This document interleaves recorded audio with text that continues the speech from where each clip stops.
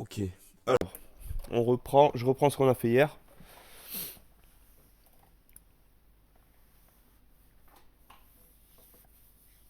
Donc, on est allé hier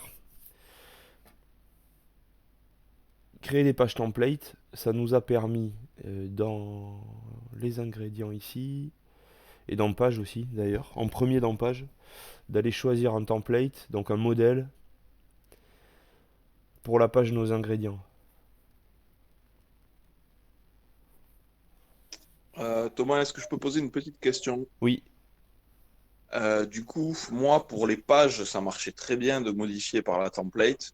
Par ouais. contre, pour mes ingrédients, en gros, pour ma catégorie sur le côté, qui sont des articles, en fait, il me semble, dans le fond. Article ou page. C'est D'accord, un contenu autre.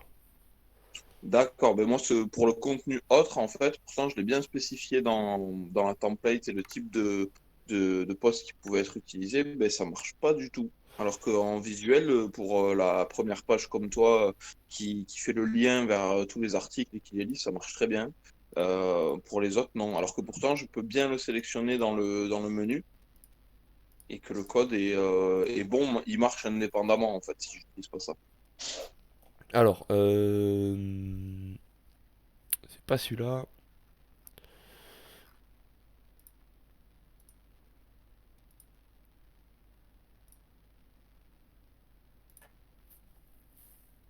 Donc le premier truc, c'est créer les pages templates. Donc ça doit être bon. Elles vont s'activer les templates avec ce petit commentaire en haut. Template name, deux points, liste des ingrédients. À noter que de mémoire ici, un espace fait bugger le truc. Parce que lui, il attend vraiment précisément WordPress cette chaîne de caractères là. Ouais, ouais, ça c'est bon aussi. Donc ça, c'est la première étape. La deuxième étape, c'est d'aller dans fonction aussi. Et ça, je l'avais fait mais rapidement hier. Et dans fonction, donc, hop, je dézoome un peu. Voilà. Là, on a toute la fonction qui va créer le custom post ingrédient. Et c'est sur la ligne support ici que je suis allé rajouter tout ça là. C'est un peu bizarre d'ailleurs, on rajoute une virgule à la fin. Pas habituel, mais c'est comme ça. C'est comme ça parce que le code que j'ai récupéré, il avait une virgule à la fin, donc je réapplique. Et du coup, sur la doc, j'ai pas trouvé le template. Moi, j'avais un add attribute pour activer les templates personnalisés. Euh, Alors, j'ai essayé avec ça et ça change rien de toute manière. Euh, du coup, je comprenais pas trop, quoi. Je pense qu'il y a un truc que j'ai loupé. essaye avec ça, J'ai normalement. essayé avec ça, hein. T'as essayé avec J'ai ça? essayé avec ça en premier. Ouais, ouais, ouais. C'est pour ça. Du coup, comme ça marchait pas avec ça, enfin, comme de mon côté, j'arrivais pas à le faire marcher avec ça. J'ai essayé. Mais toi, sur ta page, on n'avait pas fait sur le ingrédient normal, on n'avait pas essayé de faire l'affichage. Alors au pire, si tu peux regarder si ça marche de ton côté ou pas. Ouais. Ouais, Parce que parce ouais, que je te garantis que j'ai passé du temps sur la doc hier soir et j'ai pas réussi à faire mon affichage sur mes customs. alors, euh, non, tu déclares le custom post en entier ici. Tu lui déclares entre guillemets des attributs, enfin des fonctionnalités qu'il va accepter de WordPress, donc notamment template. T'as ta page template qui est déclarée ici, mais même toute en fait, hein. Alors si, il y a peut-être aussi ça là. Sur la page ingrédients, parce que ingrédients list, il en a pas besoin en fait de cette deuxième ligne, puisque c'est une page et que c'est activé automatiquement. Ouais, mais je l'ai fait. Je lui ai mis le nom sur la deuxième. Là, j'ai mis la deuxième ligne et j'ai mis le nom de mon custom post. Parce que comme je te dis, après, dans modèle, j'ai bien mon modèle que je voudrais afficher. Donc, une fois que tu as fait tout ça, En fait, une fois que j'ai fait tout ça, ben, je lui attribue le modèle que je voudrais qu'il affiche. ouais, Mais quand je charge ma page qui devrait être différente, ben, il m'affiche en gros ma template du index.php, il me laisse. Et par contre, dans la console, je vois que j'ai une erreur 404 sur index, ce que j'ai pas sur les autres pages. ok. Apparemment, il n'arrive pas à me charger la template, même en lui mettant dans le petit menu à droite quel modèle utiliser. Ben, vas-y, de toute façon, on va regarder ça avec le tien, voir comment ça fonctionne. Et puis, Ouais. T'as essayé de juste prendre le mien et remplacer? non, parce que j'avais pas tes custom. Je vais... Enfin, j'avais pas avec ACF, j'avais pas fait le même truc que toi. Ok. Mais après, Euh... oui, j'ai ouvert tes fichiers, j'ai tout comparé et j'ai Ouais, ok. vérifié que j'avais mis à peu près Mais tout on fera un pareil. partage d'écran. À la limite, on Ok, fera un partage ok. d'écran et...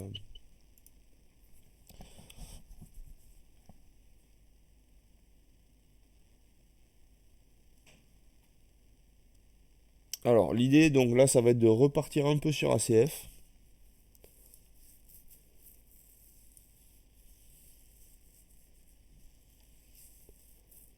Voilà, dans ingrédients ici.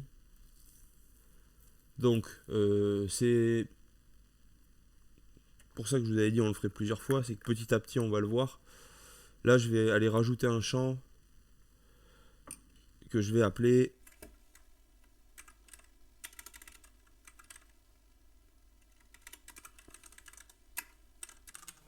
contenu texte.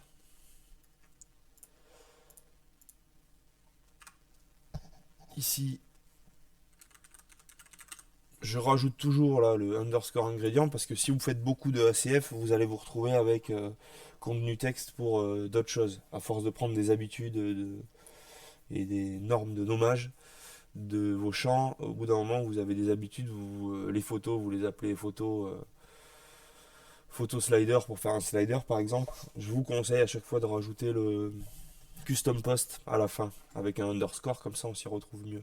Et ici, on va aller choisir répéteur tout en bas dans disposition.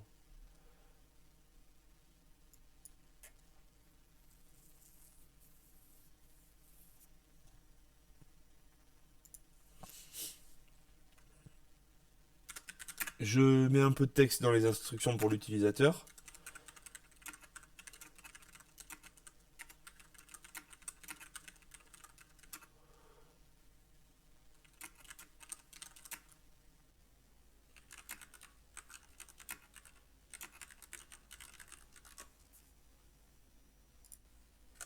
Voilà. Alors le but du répéteur, ça va être de se répéter. Dedans, pour ça que je vous disais, ACF est ultra complet. Dedans, on va pouvoir aller rajouter des nouveaux champs. Donc, dans les contenus texte, même on va pas mettre contenu texte, on va mettre chapitre texte.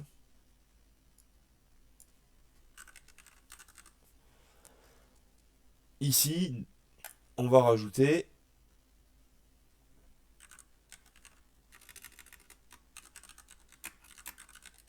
titre du chapitre.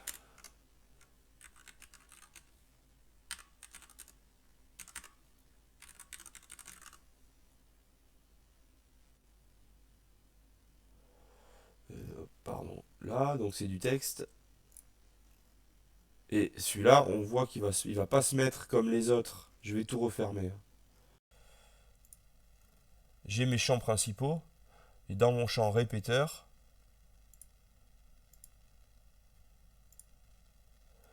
j'ai des nouveaux champs ici.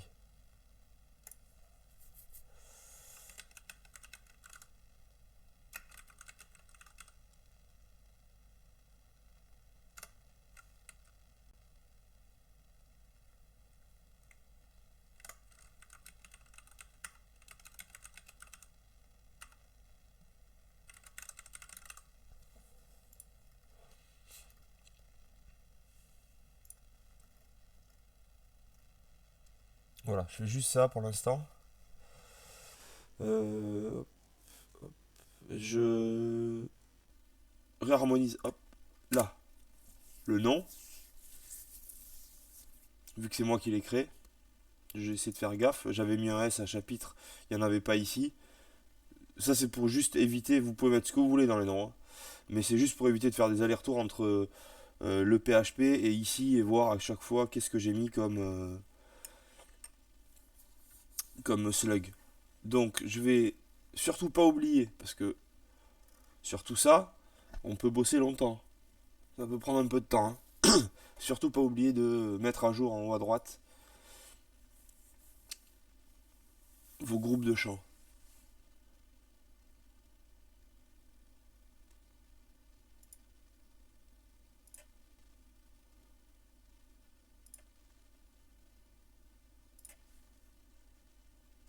À partir de là, maintenant, quand je vais aller dans mes ingrédients,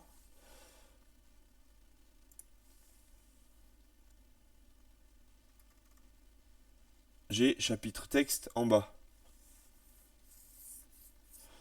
Et, et j'ai pas payé ma licence Windows. Ajouter un élément. Donc j'ai un bouton ajouter un élément, je vais pouvoir en ajouter plusieurs des éléments.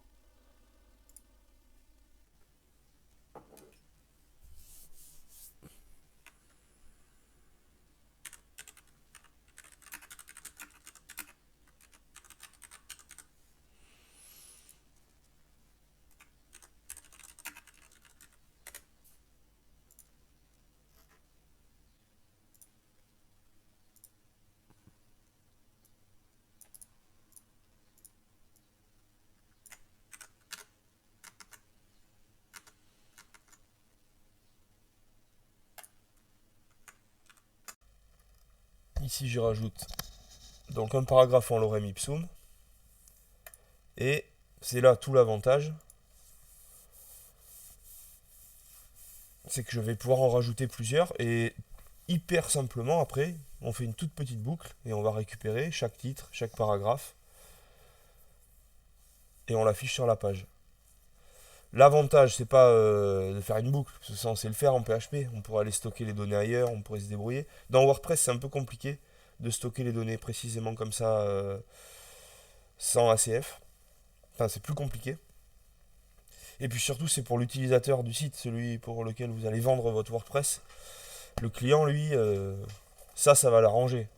Parce que sinon, en PHP, lui, il n'y arrivera jamais. Donc, on peut en avoir autant qu'on veut des chapitres. On peut les limiter aussi. Ils sont en drag and drop. Et du coup, c'est hyper pratique pour le client. Je mets à jour. Il y a un truc qui me convient pas trop ici, c'est la largeur et la hauteur du paragraphe. Donc, je vais vite fait revenir sur ACF. Puisqu'on y passe aussi du temps sur ACF pour la mise en page. Puisqu'on va pouvoir gérer la mise en page de nos champs.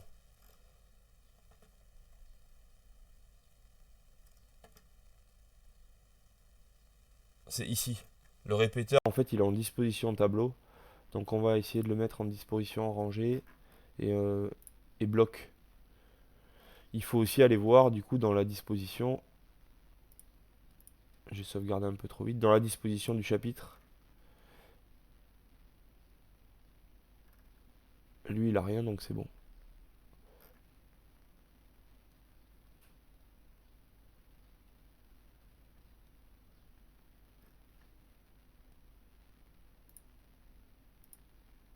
Je modifie d'ailleurs. Hop.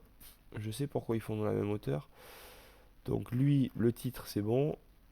Le paragraphe, on va pas faire texte, on va faire bloc de texte. Zone de texte, pardon.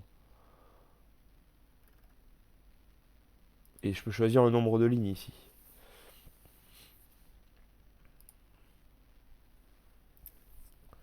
Et soit en retour, les nouvelles lignes vont être gérées par un ajout de paragraphe, un ajout de BR ou pas de formatage. Nous, on pourrait mettre ajouter des paragraphes automatiquement. Puisque votre utilisateur, lui, il aura pas les outils d'édition.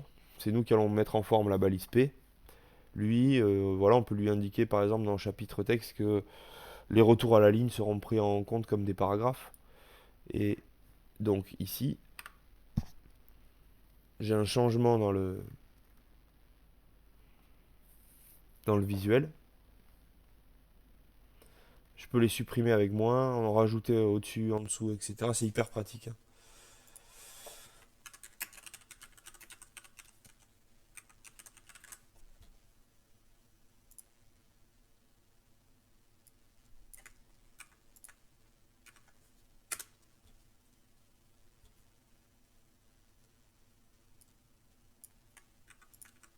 Voilà, j'en fais un comme ça.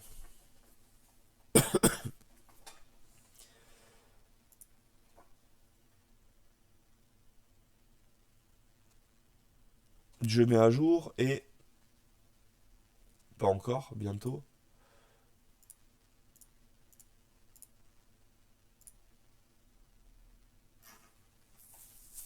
Voilà. Maintenant, l'objectif, ça va être d'afficher tout ça dans ma page Piment d'Espelette. Petit rappel, cette page Piment d'Espelette, là, l'URL fait qu'on arrive à retrouver cette URL là correspond au titre de ma page dans l'ingrédient. C'est cette URL qui me permet d'aller retrouver la page. Et c'est le modèle en bas à droite, quand il veut bien fonctionner, qui me charge la structure, puisque ce modèle en bas à droite, il fait référence à un fichier PHP précis. Donc, ingrédient modèle 1, c'est le td-ingrédient. C'est ici dans la rangée qu'on va essayer d'aller afficher ces chapitres.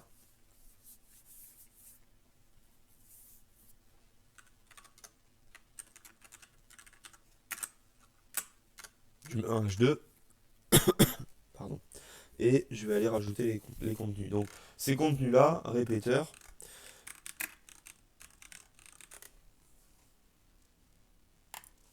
vous les avez tous dans la doc.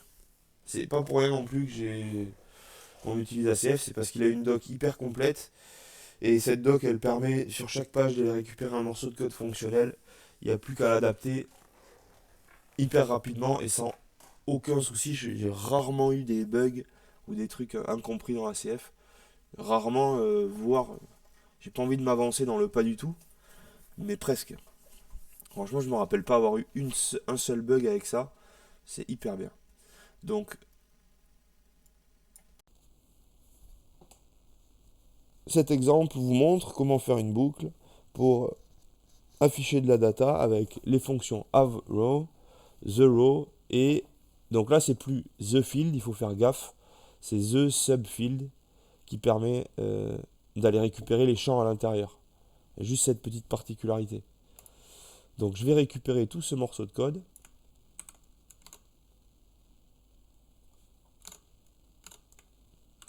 On est en PHP, il y a les balises.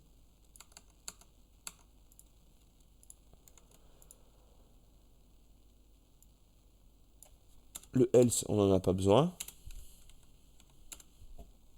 Si, même allez, on va le mettre. Ici, on va mettre.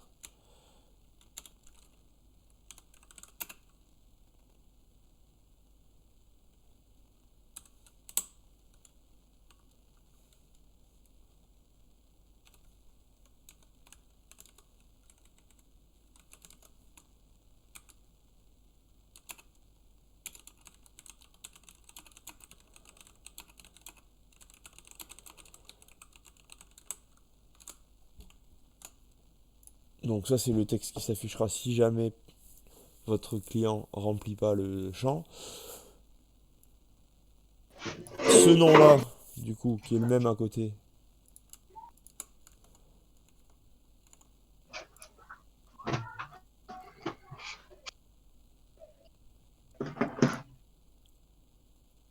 il est là. Chapitre, texte, ingrédient.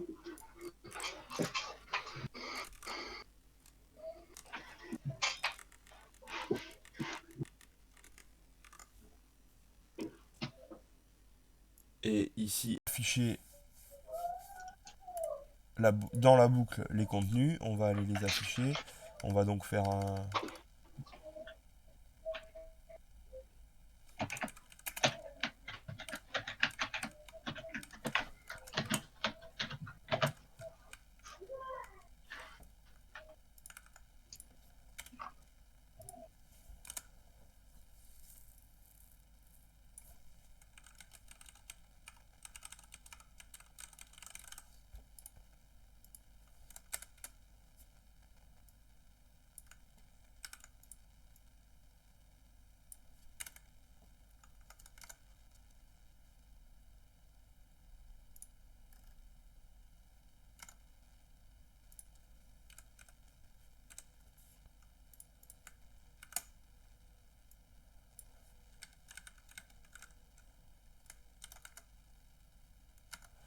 Voilà, donc j'ai ma boucle qui va aller chercher l'élément répéteur.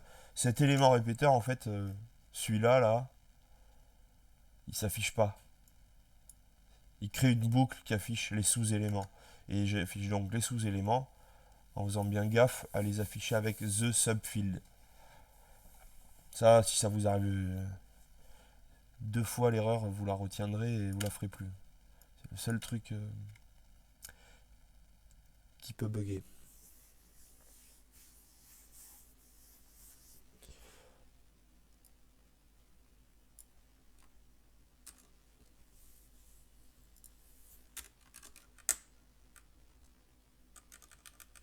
Ça sera plus propre comme ça.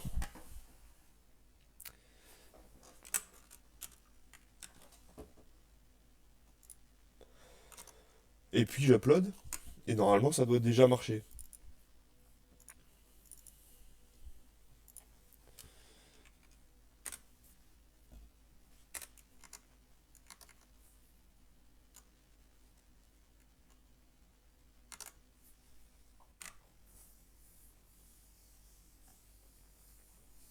Sauf qu'il m'a pas fait mes H3.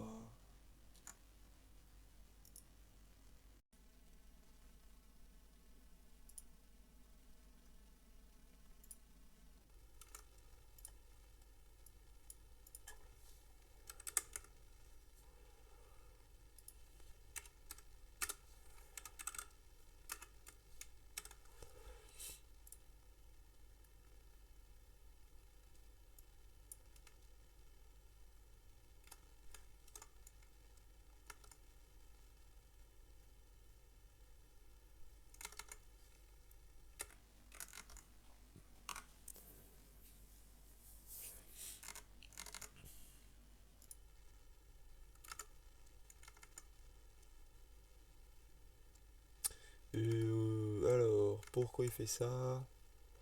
Ouais. Pourquoi il fait ça? Parce que j'ai mis dans un class row. C'est du display flex. Donc les éléments à l'intérieur vont automatiquement côte à côte.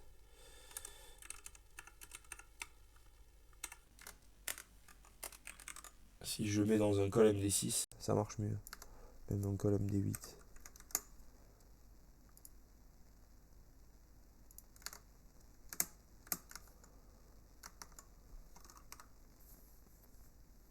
Voilà. Et il me reste un col MD4 à droite ici pour aller rajouter un autre contenu.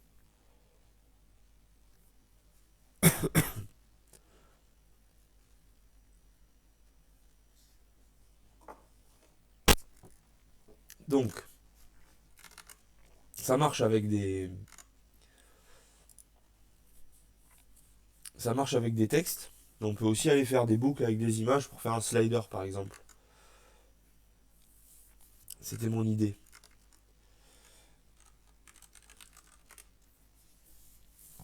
Donc j'utilise pas mal ce slider là, bxslider.com, je vous mets le lien sur le Discord.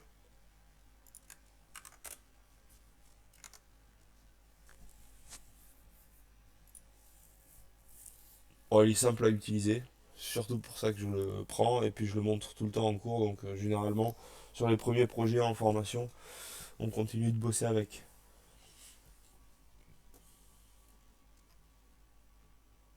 Donc on a besoin d'une balise link, de deux balises script. Ces balises là, on va juste récupérer les URL.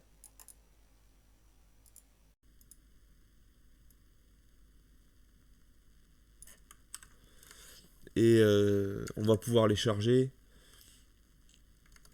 via le fichier function tout en haut.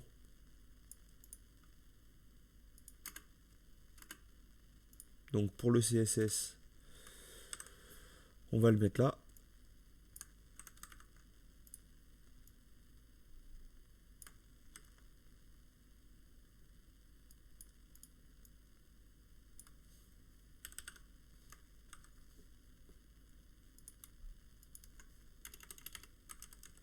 Donc là, on va enregistrer BX Slider ouais, sans le style.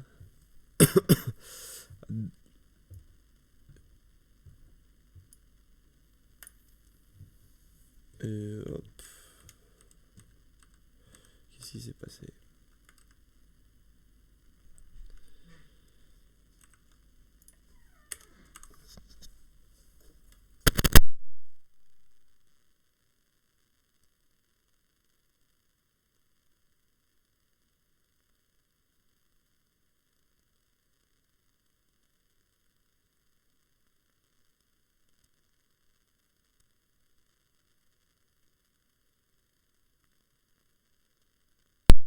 Ça, c'est donc pour le CSS, et pour le JS, il y en a deux, il y a jQuery et BXSlider.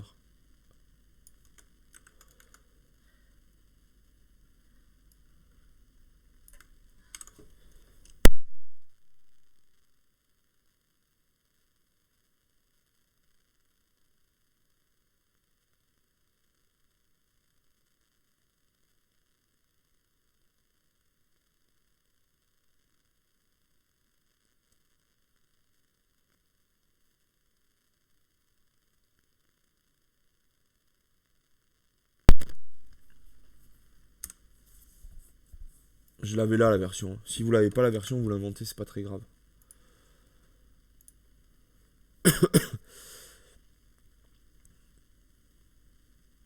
Et puis on peut aller mettre notre style à nous, si on veut.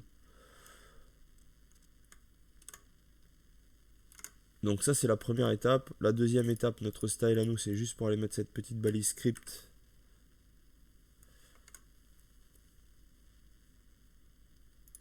Donc dans mon thème, je vais faire un nouveau dossier.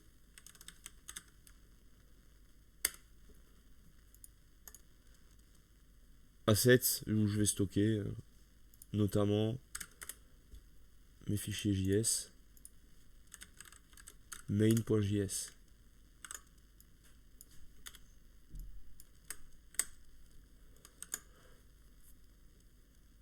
Et donc dans fonction, je refais une dernière ligne. Donc c'est pas une adresse sur le web avec HTTP, c'est direct.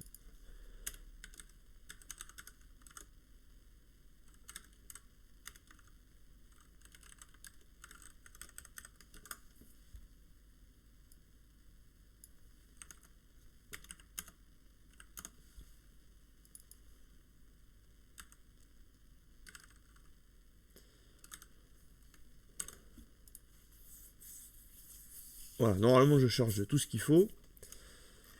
Et on m'indique dans la doc là, donc vous chargez le link, les scripts, vous chargez un petit script qui va activer du coup la nouvelle fonction JSBXSlider sur la cible jQuery.slider.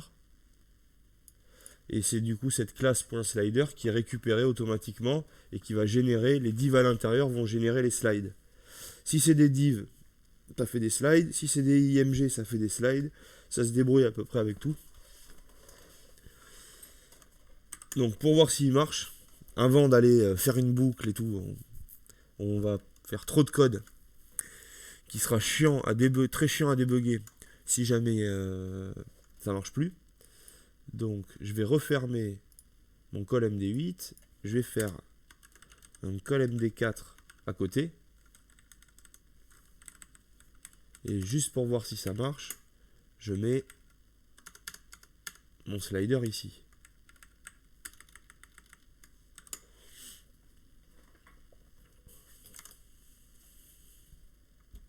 Je vais uploader mes fichiers.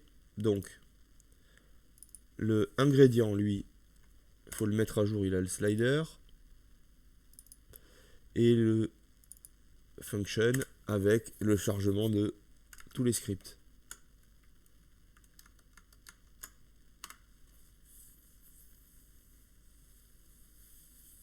Voilà. Ça ne marche pas. Normalement, on n'en voit qu'un seul. Euh, C'était pas un get style sheet comme t'as montré à Arnaud hier pour le script? Si. Euh... Ah, je crois que Attends, t'as non. laissé le get template. Non, non, ça c'est bon. T'as pas Oui, téléversé le fichier main.js sur le ça, serveur? j'ai eu trop de mal avec FileZilla. Et ici, c'est vrai que c'est pas getTemplate. GetTemplate, c'est... Oh si, on va voir. Enfin, non. Non, parce que là, on devrait pas avoir d'erreur. Donc je ne devrais pas avoir d'erreur là-dessus. jQuery is not defined. Ça, c'est pas normal. Donc ça veut dire qu'il arrive à le charger, mais qu'il a un problème avec jQuery. Celui-là, oui, en effet, parce que je ne l'ai pas uploadé. Donc j'ai une erreur, mais ça marche. Ah, parce que t'as un dollar dans le slider, non? Alors qu'avec WordPress, hier, on avait vu que c'était le JQ, jQuery qu'il fallait mettre, non? En Faudrait, début faudrait de, faire, de code. faudrait faire un... Ouais. Ouais, voilà, t'as le dollar, là. Ce qui va être chiant à terme. Il faudrait faire un dollar égale jQuery. Il y a une petite ligne comme ça qui permet non, qui permet de l'activer. Alors si,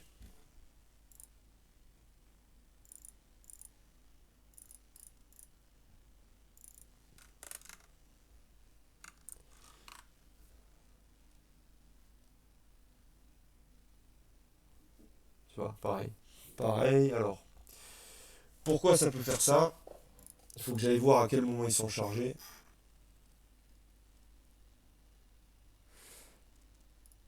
Ici, j'ai tous mes scripts.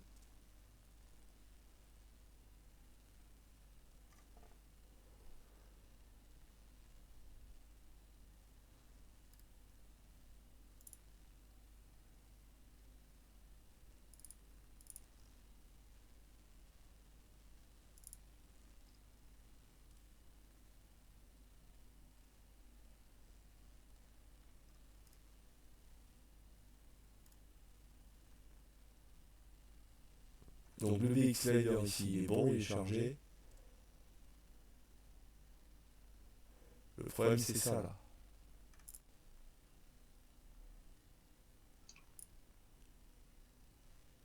C'est qu'on le charge dans le head.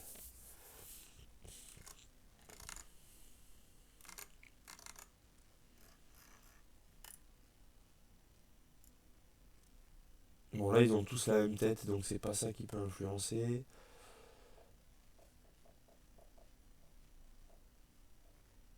C'est pas quand tu le charges avant jQuery que ça fait ce problème, justement, de not defined. Si, mais là, normalement, dans l'enchaînement, on charge en premier jQuery et Ouais, en ouais, suivant je vois. VX Slider. Donc ça devrait marcher.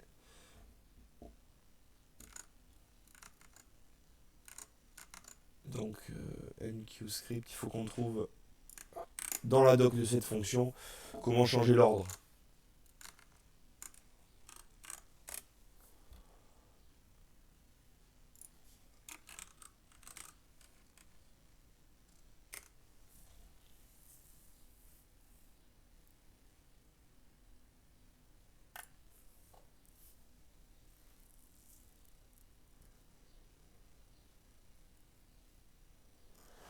Alors,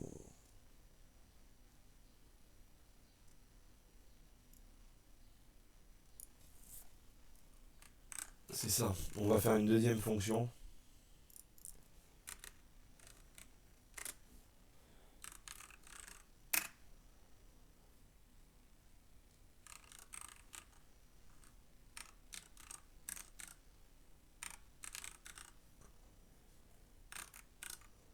Pour les charger en premier.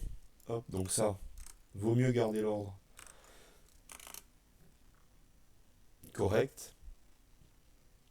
On va extraire ceux qu'il faut charger en premier, donc surtout ces trois-là.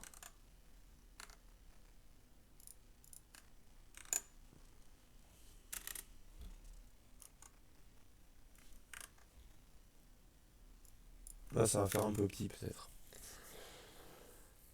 Et puis, toujours pareil, on va utiliser addAction, on va le positionner dans WP-InQScript. Le nom de la fonction, c'est biscuit styles first. Si c'est la fonction first, déjà, elle va ici, c'est plus propre. Et là, il y a un autre argument qu'on peut mettre qui est de base à 10. C'est un nombre entier qui est de base à 10 et qui va gérer, puisqu'en fait, sur le add action, là, à cet instant-là, quand il y a la fonction do action WP enqueue-script, il se peut que dans cette action-là, il y ait plusieurs add action. C'est le cas là. J'ai fait 2 add action sur le même timing. Donc de base, ils vont être lus de haut en bas. Ils sont tous à 10. Et si j'augmente ce nombre ou si je le diminue, je vais les faire passer devant ou derrière. Donc là, avec le virgule 1, je m'assure que ces scripts-là vont être chargés en premier et qu'on ira charger en suivant les autres.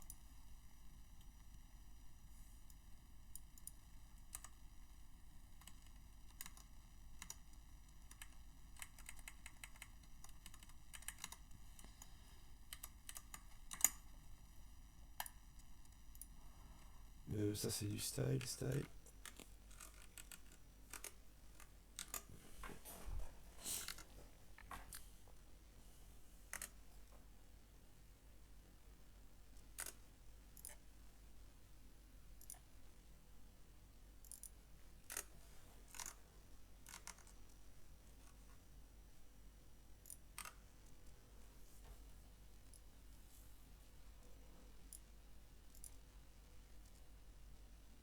Et j'ai toujours une erreur.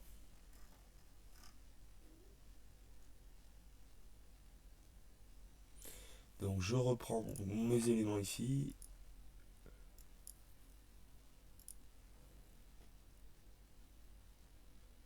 Mon BX Slider il est chargé là. Et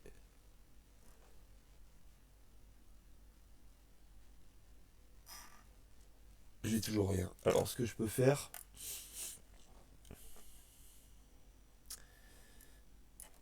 c'est modifier le nom de l'action ici. WP enqueue-script first. Ce qui veut dire que du coup elle est plus lancée automatiquement par WordPress parce que c'est pas un nom natif connu par WordPress. C'est à moi d'aller faire le do action. Je vais aller dans TD ingrédients et je vais le faire.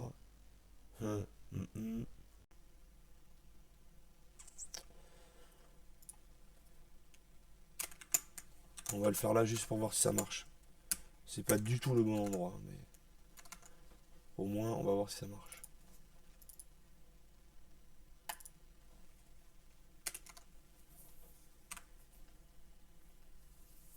À tout hasard, je suis pas sûr que tu avais un document ready dans ton script. Si c'est le cas, ça pourrait pas venir de là. On peut pas essayer de l'interpréter. Si, mais il faut quand même qu'on puisse changer l'ordre. Mais si, il y en a un. Ouais, si, en plus, ah, ok.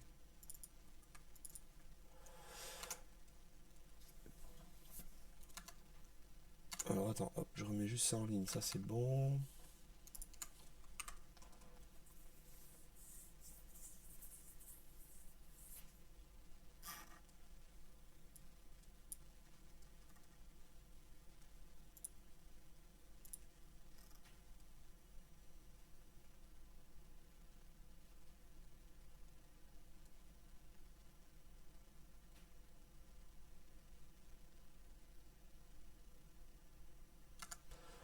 Ok.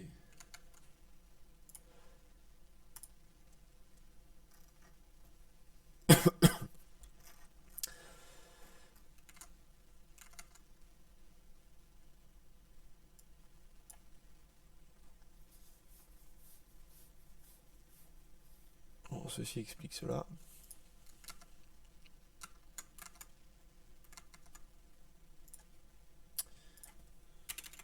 Ceci explique cela.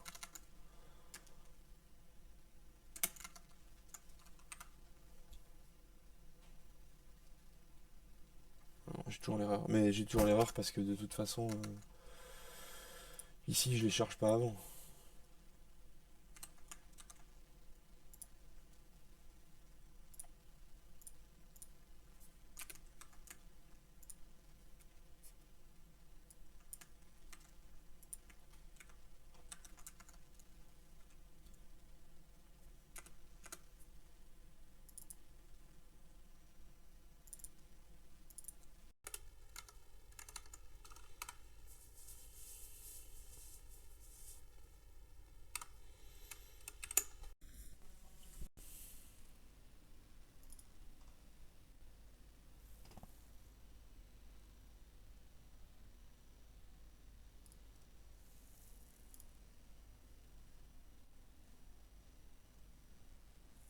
pas, hein, parce que tout ça, ça s'enchaîne.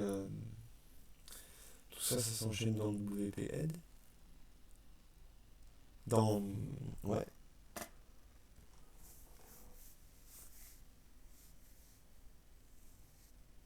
Là, j'ai BX Slider CSS. Là, j'ai mon BX Slider .min.js.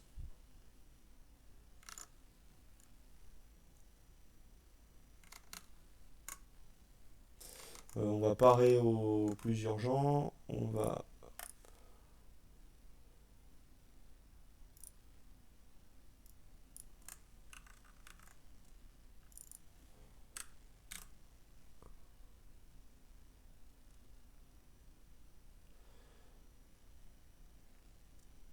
On va le récupérer.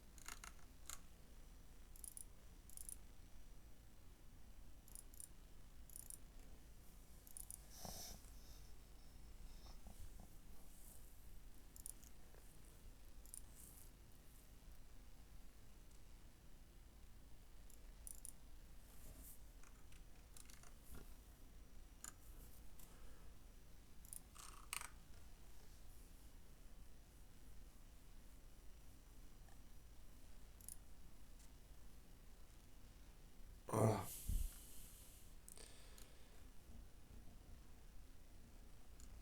Ça c'est mieux.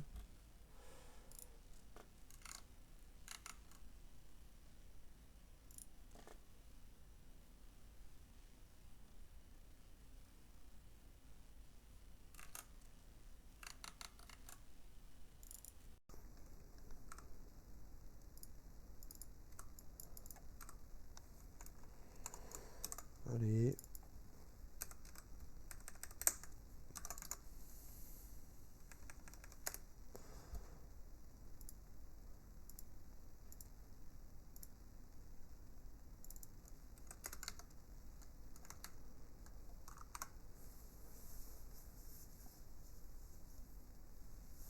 Allez, incroyable.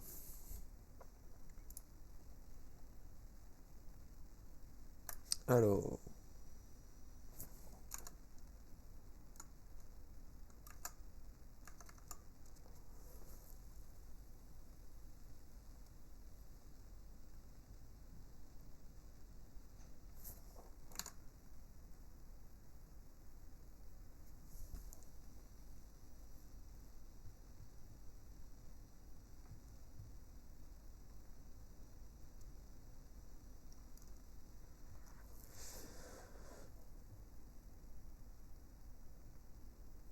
Ils sont où mes BX Slider? Ils ont sauté ou quoi?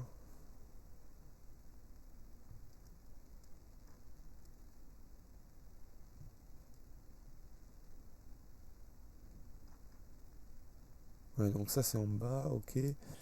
C'est plutôt là.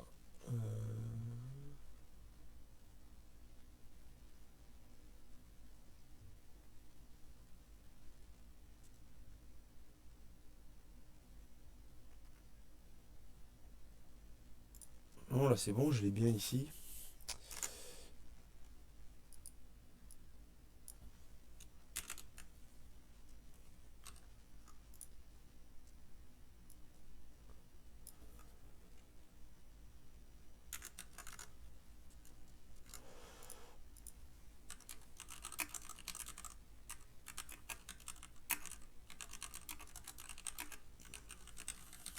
C'est parce qu'on lui a pas mis de dépendance.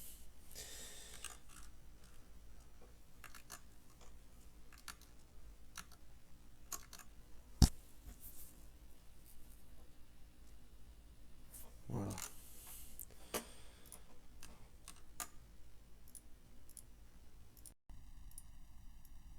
Donc lui normalement on n'en a pas besoin. dans Array ici.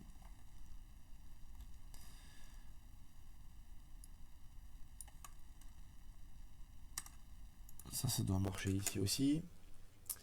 Dans Array, vous pouvez mettre les dépendances. Donc, nous, notre BX Slider ici, il a besoin de jQuery. Le nom que je donne à l'un de mes scripts. Normalement, là, il doit obligatoirement se charger après.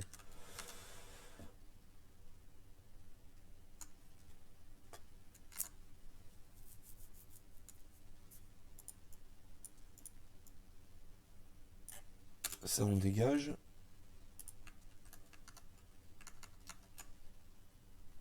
Et ça aussi.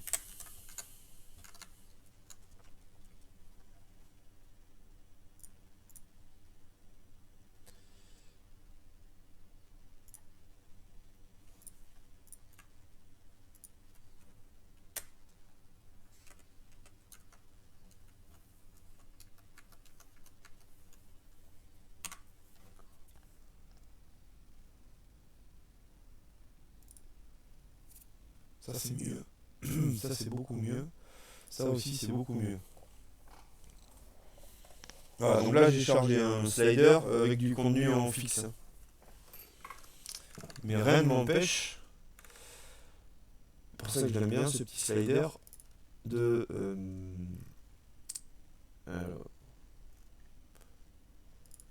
lui dire que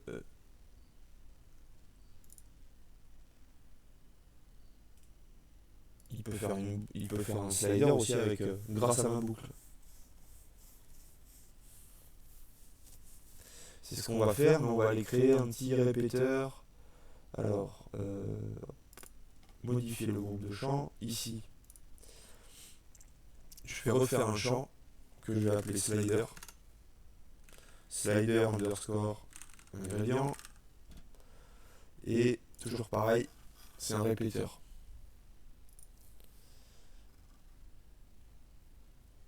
Qu'est-ce qu'on va répéter comme champ ici? Des images. Image slider ingrédient.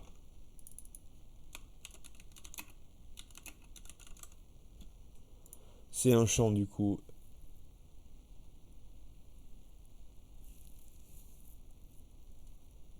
Image. Ce que j'ai besoin d'avoir en retour, pardon, c'est l'URL de l'image. Je peux filer des hauteurs, largeurs, taille de fichier, pas mal de propriétés supplémentaires, des types de fichiers autorisés. Ça, du coup, c'est toujours pareil, ne jamais croire son utilisateur. C'est pas parce que vous faites un slider avec des images que lui va mettre des images. Il y en a bien, allez, 2 sur 10, quoi, qui va essayer de mettre un fichier texte ou un PDF. Tiens, si je mettais un PDF dans mon slider pour mes clients. C'est une bonne idée à la base.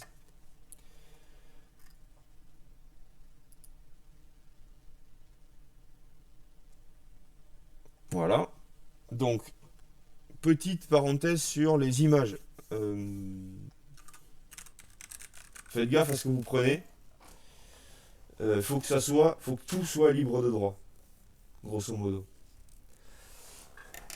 Vous amusez pas à prendre une image quelque part en pensant qu'elle est libre de droit ou en pensant qu'elle est jolie, donc vous la prenez.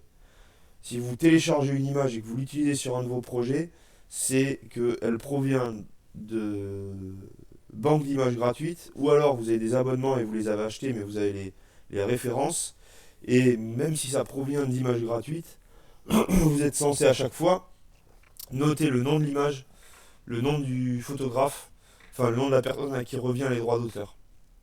C'est des infos qui sont à spécifier dans les mentions légales du site. Si c'est pas spécifié, vous vous exposez à des poursuites pénales. Et ça peut Thomas, coûter très cher. Oui. dans mon cas, moi, où j'utilise là un petit peu les images de Magic, faut que je précise que tous les droits leur revient et compagnie, comme ils ont fait un peu sur l'API. Ouais. Genre un petit bandeau en dessous. Ouais. Même si en disant que.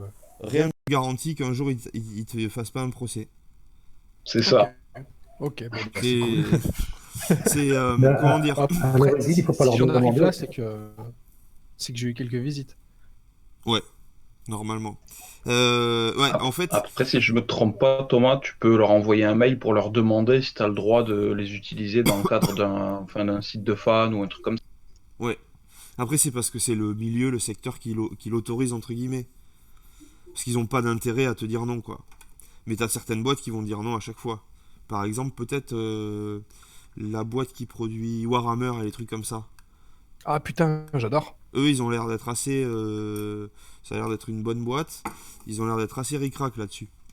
Donc, mais par exemple, pour prendre un parallèle avec les jeux vidéo, tu peux faire des trucs avec des jeux indés que tu pourras jamais faire avec Nintendo. Surtout Nintendo. Ouais, Ouais, j'allais dire Nintendo. C'est pour ça que je prends cet exemple. Je vais juste me faire réchauffer un café. Je reste avec vous.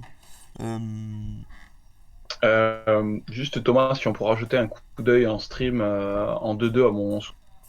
Ouais, Ce Par serait contre, cool. j'ai une Et question. Pardon. oui, vas-y, Michel. Non, non, non. En fait, donc, au niveau des images, là, lorsqu'on doit préciser, enfin, d'où vient l'image, c'est ça qu'on met dans les liens de crédit photo. tout à fait. Oui, qui est le Et photographe? on doit préciser, même si ça vient de Pixabay par exemple, un Ouais, truc libre de droit. même si c'est libre de droit, en fait, normalement, dans la licence d'utilisation, c'est marqué dessus, l'auteur veut. Enfin, normalement, il faut citer les auteurs, même si c'est du libre de droit. Euh, alors sur Pixabay, pour utiliser quelques-unes de leurs images, ils te disent qu'ils apprécient une mention, mais qu'elle n'est pas obligatoire. Ouais, moi, je vous conseille de les mettre quand même dans les mentions légales, mais après, oui, si c'est pas obligatoire, libre à vous.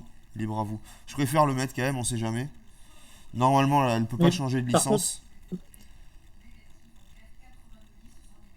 non, une question. Oui, Donc, dans les mentions légales, si on met par exemple, les photos proviennent de tel site, par exemple pexel.com, ça suffit. c'est ce que je fais moi. C'est ce que je fais, mais il faut mieux garder quand même un détail des photos utilisées avec le numéro de la photo, parce qu'après ça peut être très chiant à retrouver si jamais on vous le demande. D'accord. Parce que même si c'est très con, mais quelqu'un pourrait reconnaître une de ces images alors que c'est pas le cas sur votre site, il y aurait peu de différence, il vous attaque, et là vous allez quand même devoir justifier quelle est l'image et est-ce qu'elle est libre de droit ou pas. Et donc là, si Et vous pour- n'avez pas noté les noms, ça devient Indiana Jones quoi. Et Dans pour les le. photos qui sont tombées dans le domaine public, parce Donc- qu'elles ont plus de 70 ans, etc. Là, on est Faudrait regarder obligé est-ce qu'il faut citer la personne ou pas. Après, oui, domaine public, tu peux l'utiliser sans rémunération. Sans rémunérer, comment dire, sans rémunérer l'auteur ou les ayants droit ou autre, quoi. généralement c'est parce qu'ils sont morts. Ouais. Ouais. Mais même s'ils sont morts, t'as les ayants droit, les enfants ou le producteur. Et c'est ça le pire, en fait. Pour avoir fait de la musique, c'est ça le pire. Le pire, c'est pas forcément l'artiste qui va dire oui, lui. Et si l'artiste, il te dit oui à l'oral, qui meurt une semaine après, et que son fils, il reprend la succession, et que son fils, il est même pas au courant que t'as dit oui, surtout si son fils, il a envie de récupérer le maximum de fric de son père, bah là, c'est fini. Tu peux rien faire. Tu pourras pas prouver que le mec t'a dit oui. Il est décédé. Du moment où il est décédé, c'est son fils qui récupère l'entière gestion des droits. Et donc tout lui appartient et c'est lui qui fait ce qu'il veut. Sans trace écrite de l'auteur, signée, etc., c'est mort. Et même avec une trace écrite, encore faut-il prouver que ça soit pas.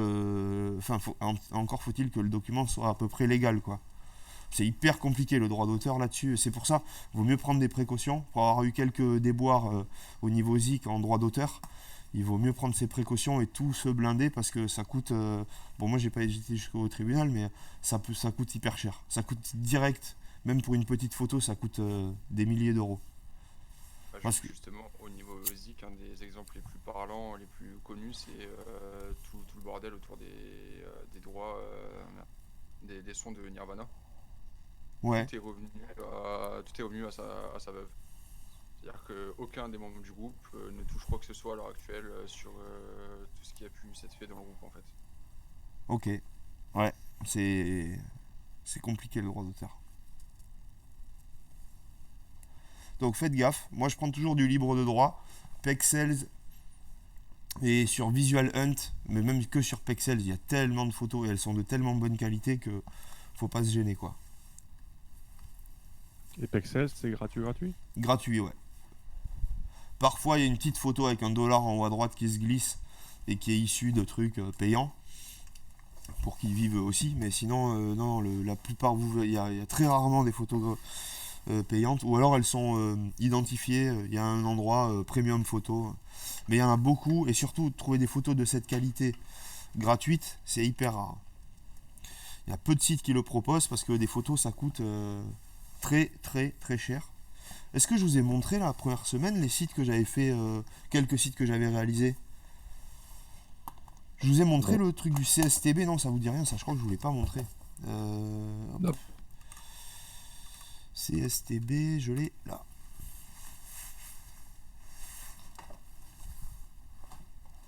Ah, donc ça, le CSTB, c'est le Centre Technique du Bâtiment en France. C'est un organisme, un gros organisme qui édite toutes les normes, les DTU, les trucs comme ça dans le bâtiment, qui fait des tests, qui fait plein de choses. Ils ont plein de budget et ils ont décidé en 2016 de faire leur rapport d'activité annuel, pas au format papier pour les actionnaires, les trucs comme ça, pas au format papier mais au format web. Donc je me suis occupé du développement du truc avec une grosse agence à Paris, enfin une grosse agence. Une agence qui fait des projets qualitatifs. On sait qu'il y a des projets. Donc ils bossent généralement qu'avec des grands groupes ou des institutionnels. Et ça, tu l'as fait en pur code ou tu as utilisé un. PHP, HTML, CSS. Ah ouais, Ouais, PHP là? en fait, cette agence, ils font pas de web. Donc dès qu'ils ont un de leurs clients qui leur demande un truc web, ils sont dans le caca. Et donc ils sont dans le caca, ils appellent des devs. Le problème c'est que c'est eux qui cadrent le projet et qu'ils y connaissent rien. Donc tu te retrouves avec un projet où il faut faire du web, mais où tout a été défini sans prendre en considération le web. Ce site-là, la maquette, elle était faite sous InDesign. InDesign, c'est pour faire du print, et que du print, que de l'impression. C'est pas fait pour faire du web. Il y a aucune Comment règle. tu fais une maquette, toi, alors, de trucs web? Photoshop. Enfin, il y a plein d'outils. Je pourrais vous les montrer là rapidement, les outils. On peut se prendre 2 heures à un moment donné pour que je vous les montre. Maquettage, moi je fais soit avec Photoshop, soit avec Figma ou Adobe XD. Il y a pas mal de logiciels.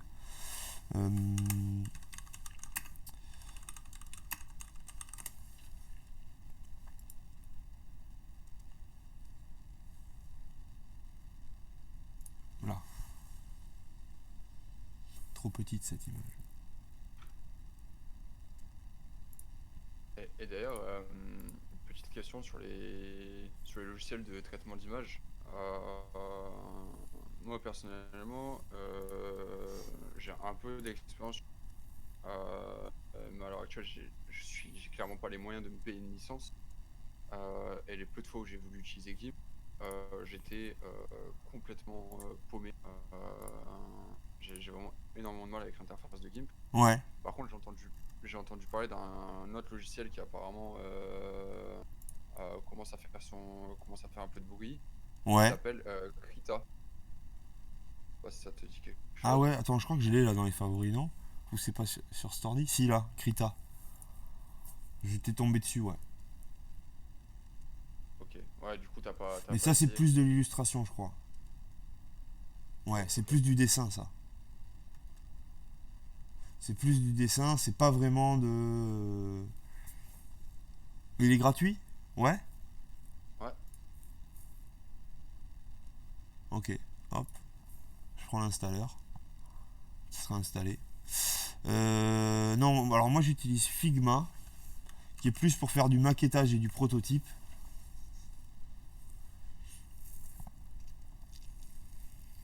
Le logiciel de base, c'était Photoshop. J'ai un visuel là, non. Voilà. Donc ça c'est un Photoshop dans lequel on fait un fichier qui fait, là il fait 1400 de large. On met des marges sur le côté, on met des colonnes, là il n'y en a que 4. Elles sont un peu bizarres, il y a des marges sur le, il n'y a pas des gouttières partout.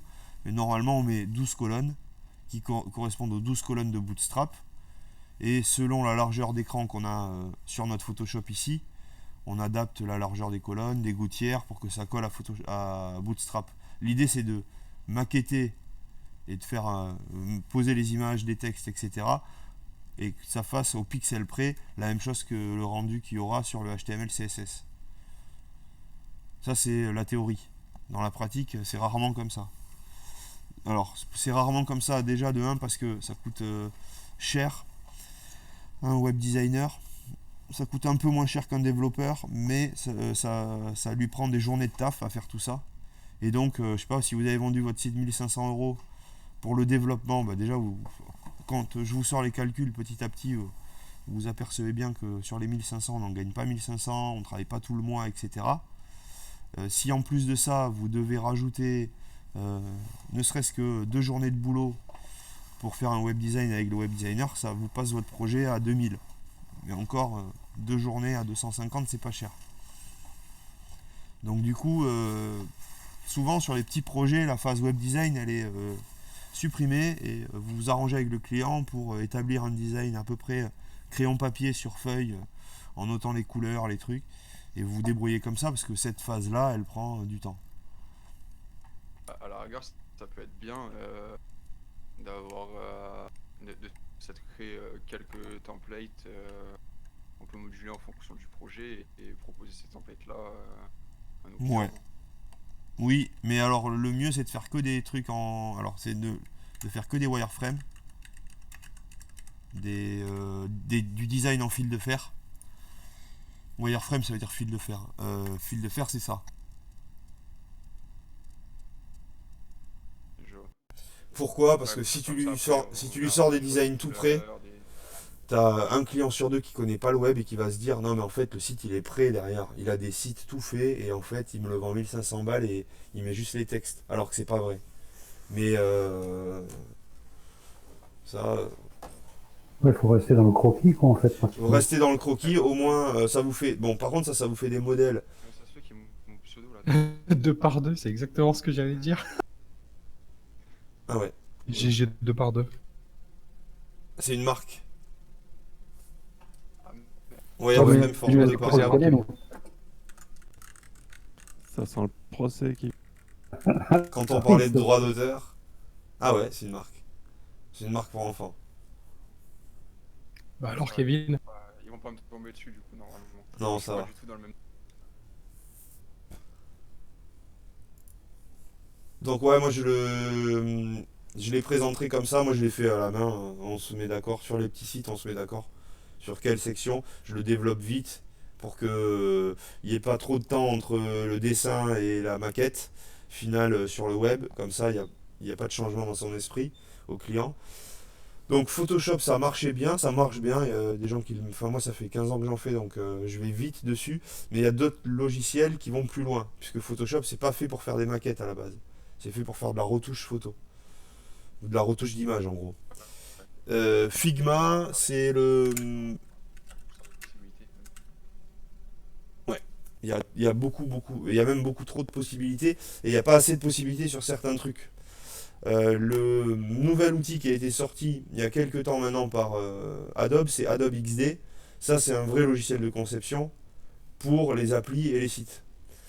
Le gros avantage, alors ça fait tout ce qu'il faut, mais le gros avantage c'est que il y a la partie prototype dedans. Donc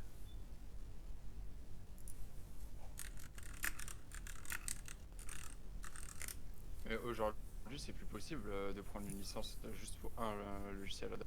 si, C'était que des. Ok. ça doit être possible. C'est plus que des créatifs. Bon, il m'excusera Maxime, c'est un des étudiants designers.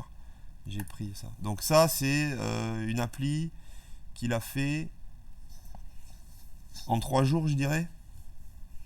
Je leur ai montré le logiciel Figma.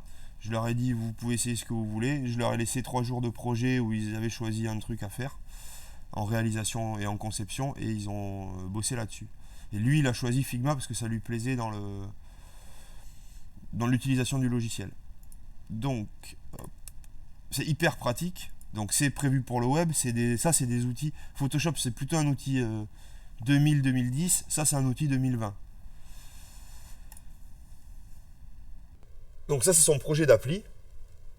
Tout ça, il l'a designé. Les cadres, les couleurs, les dégradés, les boutons, etc. Tout ça, il l'a designé. Mais le gros avantage, c'est qu'après le design, il y a une partie prototype fonctionnelle.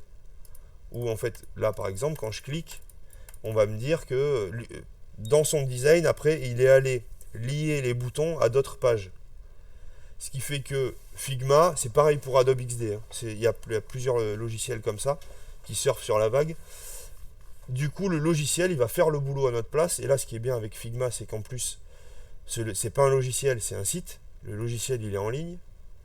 Donc, c'est vraiment du 2020. Et le gros avantage de Figma, c'est qu'on peut bosser à plusieurs aussi, sur le même fichier en même temps. Vous voyez les plusieurs souris qui font les modifs. La phase prototype, c'est celle-là. C'est qu'en fait, du coup, je vais pouvoir aller naviguer comme si j'étais sur un vrai site. Question, j'avais vu je crois que c'était un plugin Photoshop qui permettait pour un calque donné en fait d'exporter des propriétés des données sur Angular. Est-ce que c'est quelque chose de faisable? Par exemple, là pour ce bouton, il faudrait un border radius de temps. Il faudrait Ah ouais, il y a des. Ouais, il y a. C'est encore c'est la grande zone de flou entre ces logiciels et nous, quoi. Qu'est-ce qu'on récupère des logiciels et qu'est-ce qu'on récupère pas? Il y a certains logiciels qui proposent des petits exports de CSS, notamment Figma. Je vais m'y connecter. Tout n'est pas bon à prendre dedans. Moi, je trouve que le CSS, c'est ce qu'il y a de plus compliqué. À force de le pratiquer, on le fait vite.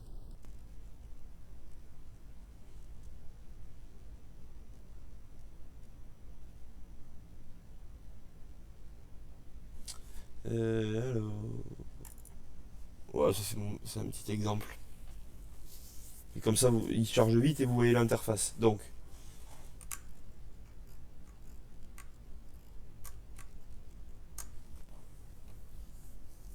ça c'est la conception. Donc c'est là que je vais dessiner des cadres, etc. Ces cadres-là, ils ont un petit onglet code avec du CSS. Mais enfin bon, c'est pas fou, hein. Sachant que ce rectangle-là, il y a peu de chances qu'on le positionne avec position absolue. Et si vous commencez à copier ça pour faire un cadre gris au milieu, ça va pas être terrible. Oui, carrément. Après, moi je parlais surtout voilà, pour les Mais oui, pour... données, genre le code couleur, ouais. le border radius. Ouais, carrément. Et ça, c'est quoi? Après, oui, je vais pas dimensionner mes trucs en PX. Après, par contre, ça, oui, peut-être un peu plus. Si un jour vous vous y mettez, quoi. Mais c'est pareil, faites gaffe, parce que là, vu qu'il est en position absolue, sur iPhone et sur Android, ça doit pas marcher non plus trop différemment, donc il doit pas y avoir de... Faire gaffe aux positions absolutes. Donc là, je vais dessiner toutes mes pages. Je vais les designer. Hop, celle-là, on va la mettre là. Et alors, il y a plein d'outils, plein de calculs. Tout ça, c'est en ligne. Hein. C'est je suis sur Internet. Hein. C'est ça le gros avantage et ce qui est hallucinant. Et puis, ça, c'est la partie design où je peux modifier plein de choses. On ne dirait pas qu'il y a beaucoup d'options, mais il y en a beaucoup. Il y a toutes celles qu'on utilise dans Photoshop. Pourtant, il y a moins de boutons. Je dis pas qu'il y a autant d'outils que sur Photoshop, mais il y a les mêmes outils que ceux utilisés par les web designers. Tous. Le plus intéressant, c'est ça, c'est la phase prototype, là. Cette phase prototype, elle va me permettre, en fait, à chaque fois que je choisis un élément dans un design, par exemple, cette page loading, là, quand je clique sur le logo du chat, je navigue vers cette page-là. Une fois que je suis sur cette page, et là en fait on le voit tout le parcours, quand je suis sur cette page, je vais en cliquant ici ouvrir la page connexion. Si je clique sur un item gris, je vais sur une page avec un item gris. D'ailleurs, ça, je pourrais, pour voir si ça fonctionne, changer la couleur. Voilà. Ceux-là, ils sont pas liés. Et si je clique dans le cadre blanc de connexion, le cadre blanc, ici, la flèche, elle retourne à cette page jaune. Il me suffit d'aller appuyer sur Play ici. Et il va en 3 secondes, un peu plus, me générer tout mon truc. Donc je suis sur la page d'accueil. Si je clique à l'extérieur là, il est censé... Il veut pas. Voilà. Il est censé me montrer que je clique pas au bon endroit. Je clique sur le logo, j'arrive sur la deuxième page. Je clique sur le cadre gris, j'arrive sur la page grise qui est scrollable. Et ici, toujours pareil, non.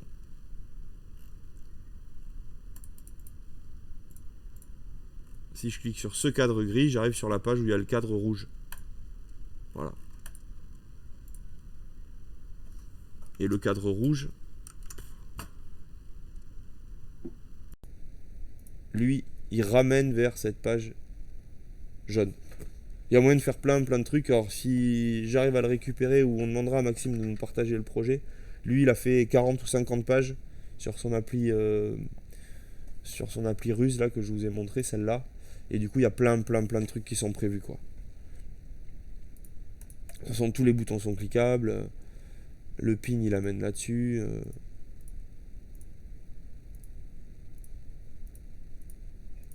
Voilà. Donc ça, c'est ce qu'on utilise en maquettage. C'est ce qu'on n'a pas utilisé pour le projet du CSTB. Ça, c'est le projet que j'ai facturé 18 000 €. Donc cette agence là, déjà elle m'a filé une maquette au format InDesign. Donc il n'y avait aucune valeur en pixels, aucune. C'était tout en points. Donc j'ai dû me démerder pour faire les conversions. Sachant que le directeur artistique, enfin la directrice artistique de ce projet là, à 1 pixel près, ça lui allait pas.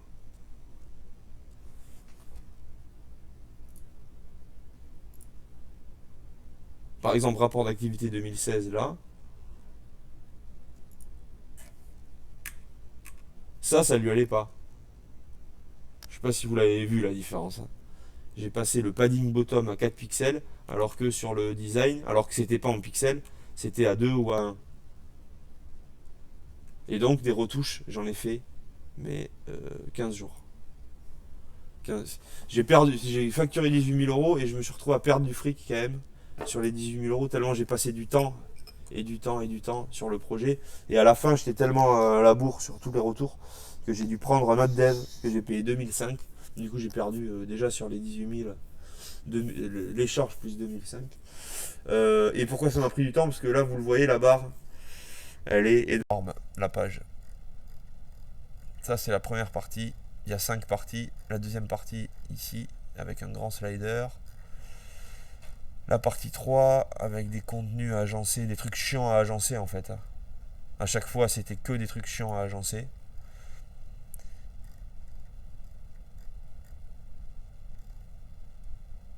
Alors les visuels sont jolis, enfin ça fait un joli rendu à la fin, mais alors là c'est de A à Z codé en HTML, CSS. Je sais même pas si j'ai Bootstrap dessus.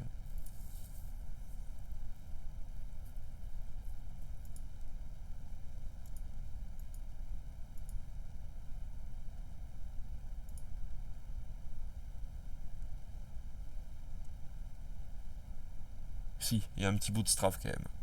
Mais il doit...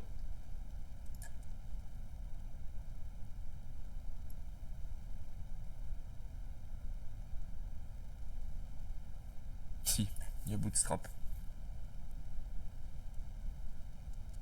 Je sais pas s'il y a tout bootstrap. C'est peut-être un allégé juste avec les colonnes.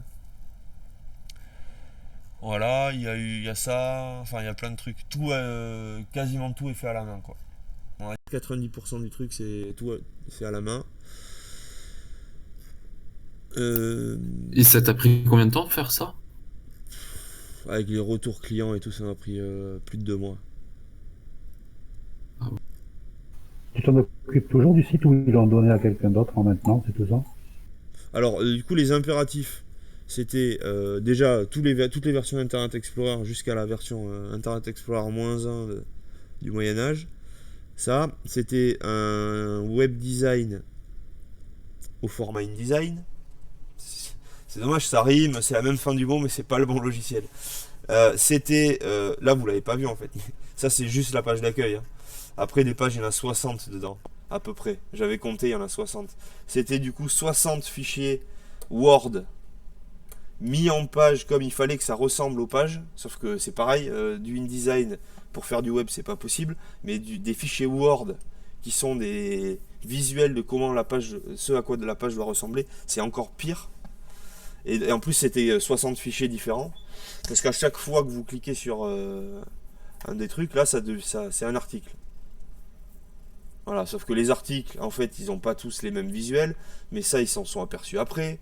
Donc, en fait, moi, je suis parti sur un truc où je pensais me faire pas mal de fric, parce que là, du coup, c'est un gros client et c'était pas de la surfacturation, mais j'allais faire de la qualité, et donc je facturais bien. De toute façon, 18 000, à l'époque, j'étais à combien Je crois que j'étais à 350.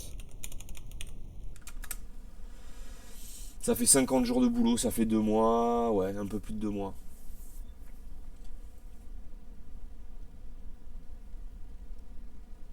À 400. Peut-être que j'étais à 450. Ah ouais. Bon, enfin, ça fait entre 40 et 50 jours de taf, on va dire.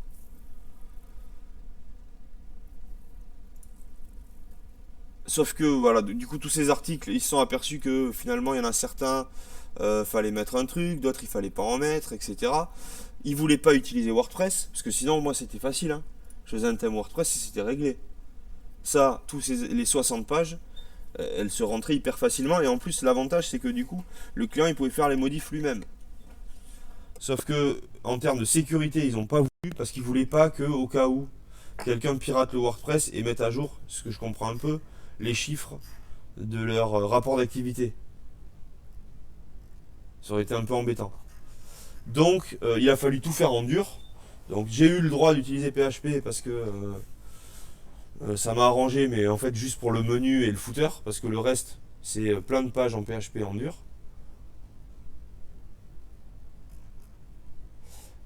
Et en fait, le projet, il s'est défini. De toute façon, elles y sont. Hein, le projet s'est défini petit à petit par le client et par les impératifs du client qui n'étaient pas du tout spécifiés dans le cahier des charges. Donc je suis parti sur un truc et heureusement que j'ai fait un devis à 18 000 euros et que j'ai senti le coup venir. Parce que j'aurais fait un devis à la moitié, je passais 2 mois à bosser gratos, quoi. Parce qu'une fois que votre devis il est acté, c'est compliqué d'aller faire des rajouts. Hein. Sur un cahier des charges fini, acté, c'est compliqué d'aller dire au client non mais en fait je vais devoir bosser 2 jours de plus. Il va pas vous payer. On n'est pas dans le bâtiment.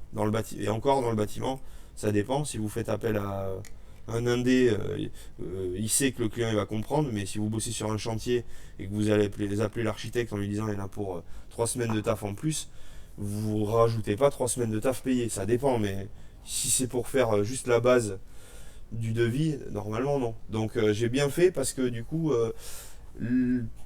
mis bout à bout, tout ça, ça a créé un énorme bordel. Ça a créé un énorme bordel parce que les fichiers Word, dans les 60 fichiers Word, il y avait au moins une, voire plus, faute d'orthographe. Faute d'orthographe ou alors, en plus, du coup, vu que c'est un grand groupe, je vous l'ai dit, plus le groupe il est gros, plus il y a de gens qui le gèrent et plus c'est chiant. Du coup, il y a des gens, ils passaient sur les documents Word un mardi et puis ils disaient ah non, mais en fait, cette phrase, on va la remanier. Et du coup, ils faisaient un mail au chef de projet du CSTB, qui faisait un mail au chef de projet de Luciole, l'agence de com, qui me refaisait un mail à moi pour me dire il faut faire cette modif. Sauf que c'était mail par mail, au compte-goutte, et qu'en fait, mes journées de dev de 8 heures, je passais 4 heures à faire des retouches pour les gens. Et c'est notamment là, sur ces petits cercles noirs là, où ces petits cercles noirs, je sais plus, je crois que c'était la DA, parce que la directrice artistique, c'était vraiment, elle a été un peu exécrable sur le truc. C'est sur ces points noirs là qu'elle m'a fait diminuer la taille, augmenter la taille, diminuer la taille, augmenter la taille. Ça lui allait jamais. Enfin, c'est pas ça lui allait jamais. Je faisais jamais ce qu'elle me demandait. Et au bout de 3 jours de faire des points noirs que ça m'a saoulé, je lui ai remis le point d'origine et elle m'a renvoyé ou je l'avais mis au téléphone parce que je me rappelle, elle avait un ton aussi exécrable en me disant ah ben tu vois, quand tu fais ce qu'on te dit précisément, ça marche. Elle m'a fait faire des allers-retours pour rien. Ça, c'est comme le gris. Le gris, il est trop noir, il est trop blanc, il n'est pas assez gris, il n'est pas assez. Ça va jamais, quoi. Vous verrez que souvent, quand vous remettez le truc de base, en fait, le client, il est content. Et il a l'impression, surtout, ce qui est débile, il a l'impression que c'est son avis qui a été pris en compte et que c'est sa couleur qui a été mise. Mais s'il regarde le code couleur, il est vite déçu, quoi. Donc, ouais, tout en PHP. Tout en dur, pas de base de données. Parce que qui dit base de données, le client il a refusé les bases de données parce que les bases de données ça peut être piratable. Normalement, sur une base de données juste avec du texte comme ça, sans login, sans formule, il n'y a même pas un formulaire sur le site. Donc pour pirater la base de données, les gars ils sont quand même costauds. Voilà, donc faites gaffe. Et pourquoi je parlais de ça? Je m'égare, moi, c'est Mathieu Brun m'a filé le virus de l'égarement. Je m'égare à parler d'autre chose. Non, c'est pour les photos. Les photos sur ce site, elles valent entre 400 et 600 euros l'unité. Elles ont toutes été faites par un photographe pro. Et c'était donc juste pour vous dire que faites gaffe avec les droits d'auteur et les photos. Les photos, ça coûte très très très cher. Ça coûte aussi cher qu'une journée de dev, parce qu'un photographe, en fait, c'est vrai que quand on y pense, pour aller faire une photo, il doit se déplacer. Une photo, c'est pas comme quand je me fais un selfie dans mon bain, c'est des lumières, de la technique, des années d'apprentissage, etc. C'est un peu comme si je vous disais, bon, ça va, faire 2 lignes de CSS, ça prend 2 minutes, quoi. Ouais, mais en même temps, vous avez bien galéré pendant des années pour arriver à les sortir en 1 minute, les lignes de CSS. Donc photographe c'est pareil, et puis le matériel de photographie coûte hyper cher. S'il y a des gens qui ont déjà fait un peu de photos, les appareils sont chers, les réflexes, mais alors les objectifs pro, c'est un objectif, ça peut coûter 20, 30, 40 000 euros un objectif pro de photo, parce qu'il y a des lentilles de qualité, et c'est du matos hyper qualitatif, qui ne bouge pas dans le temps. Donc d'où le prix des photos, là-dessus je sais que j'entendais la chef de projet discuter, les photos comme ça par exemple là, ça c'est des photos avec des mises en scène, donc le photographe il doit se déplacer au minimum une demi-journée, il doit faire des préparations, des tests, il y a soit un employé, soit un acteur qui vient pour prendre le rôle et prendre des pauses, etc. Donc ça demande pas mal de ressources. Et forcément, si vous récupérez gratuitement une photo qui a coûté 500 euros à faire, vous pouvez vous attendre à un retour de bâton si vous ne la payez pas. Sur les banques d'images, par exemple sur Adobe Stock, vous verrez qu'elles sont hyper chères aussi, les photos. Parfois, vous n'avez pas le droit de l'utiliser pour tout.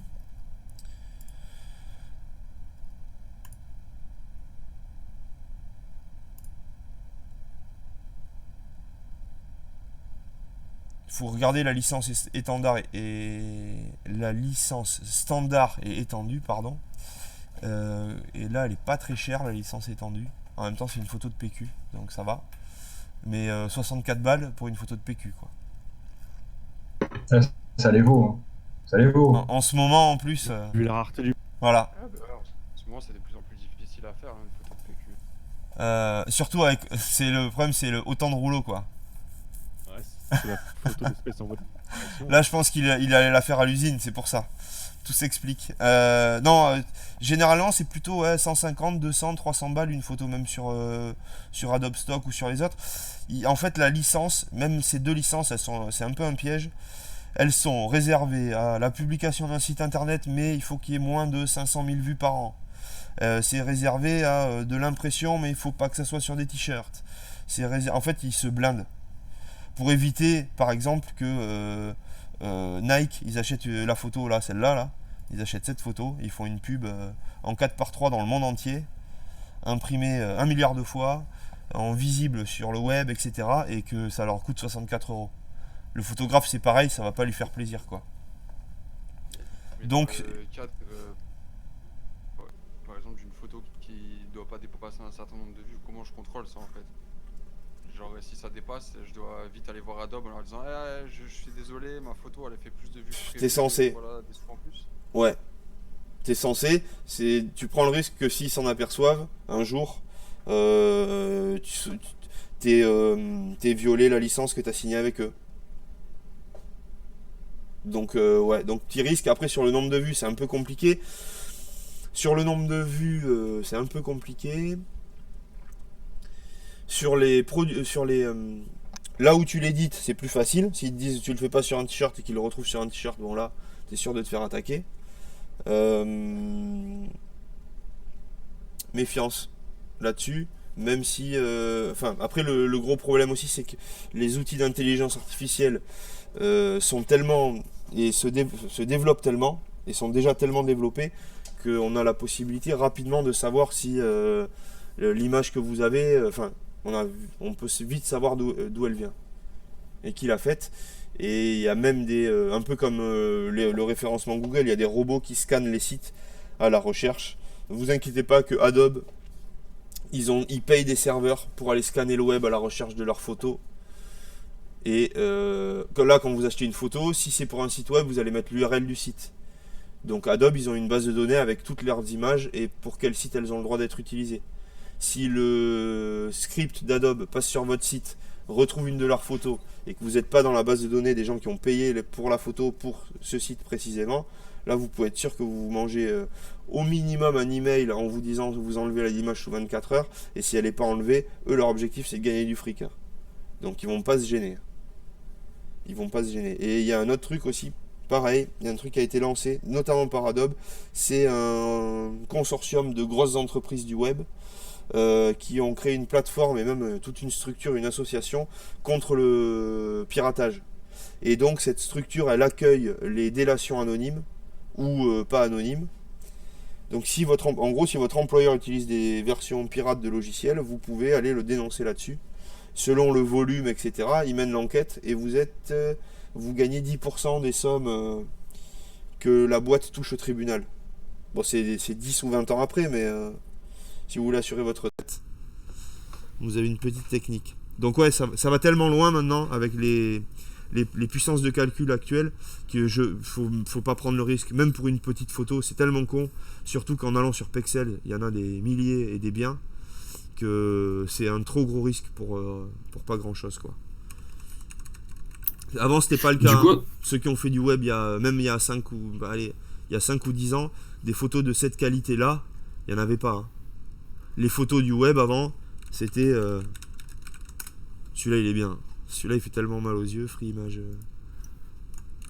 C'est pas ça? Si. Mais si, mais la dernière fois que j'y suis allé, je trouvais ça. C'était ça les photos du web. C'était la célèbre.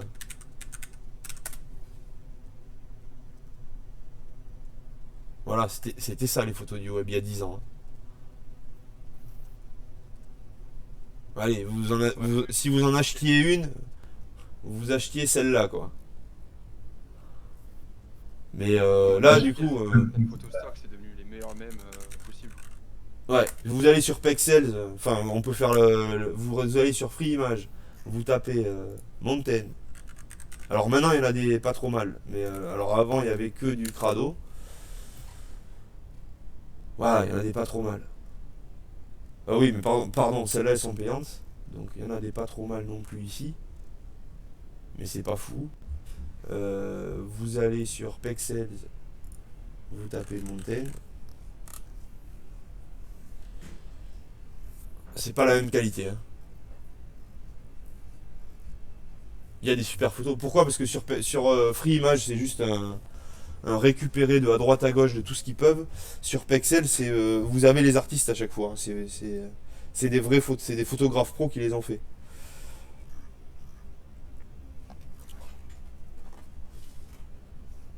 Sur Pexel, ce qui est bien, c'est qu'il y a pas mal de gonzesses aussi. Quand tu tapes dur, quand même des sacrés trucs.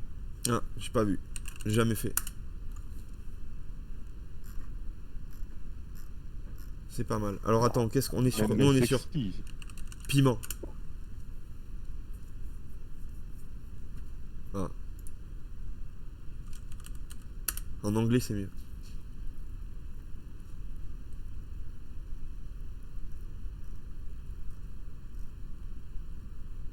Donc on va se prendre... je vais prendre 3... Ouais, 2 images même.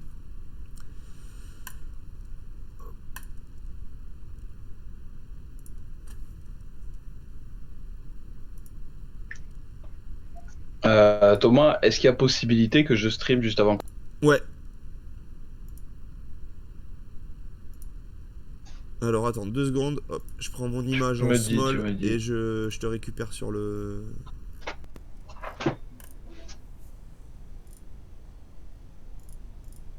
Là, où c'est que je vais aller? Ici.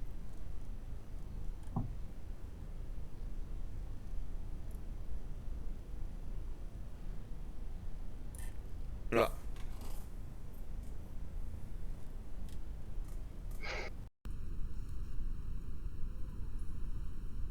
Attends, hop, je te récupère.